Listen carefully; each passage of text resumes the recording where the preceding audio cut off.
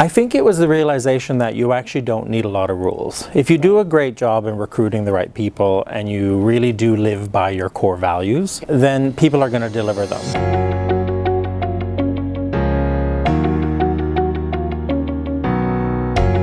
So what do you think sits at the heart of the culture then? I mean, it goes without saying it's our people, and I think everyone says that, but I do believe it's true. But I think it's a little bit more than that. I mean, even when, obviously the perfection just happens, the perfect hotel. I remember when this was created by our very talented marketing team, and I remember thinking, well, this is a hard delivery. Actually, when you think about that, you want every single moment to be perfect. But then it's realizing that every single person has a different meaning of perfection. Yeah. And we sort of wanted to bring that through in everything that we do, and it's the same with our employees. You know, every single employee brings something different to the table.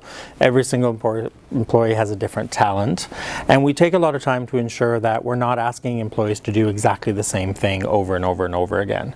I remember when I started our training manuals, they were probably about 1,000 pages. Wow. Our current training manual is 21 pages. Okay. And it really just says, you know, these are the moments that make the difference to the guest and the customer experience. It goes without saying that, of course, we still train, you know, this is how you deliver the coffee, this is how you make the bed, this is how you want to check somebody in. But it's less about the interaction and it's more about the relationship that you form. And I think this is probably what makes it quite unique in Dorchester Collection. Excellent. Yeah, so when you talk about, you know, that going from 1,000 pages to 21 pages, that's a big risk. Yeah, it was, yeah. And what drove you to do it that way?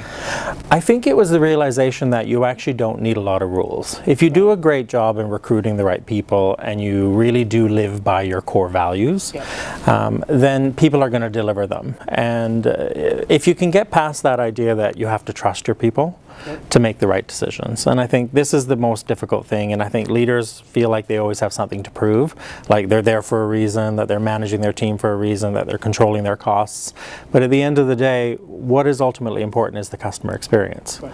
And that's what's going to drive your revenues, that's what's going to drive loyalty. And if you do that right, the other things are outcomes. And so it's really important in how you educate your teams, how you ask your leaders to lead the teams, by ensuring that they're looking at it from the right direction.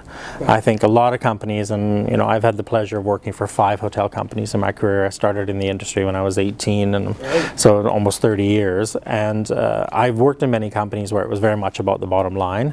But actually, if you look at it from the experience, the bottom line it does happen. And if it doesn't, there's ways to manage that without compromising the experience.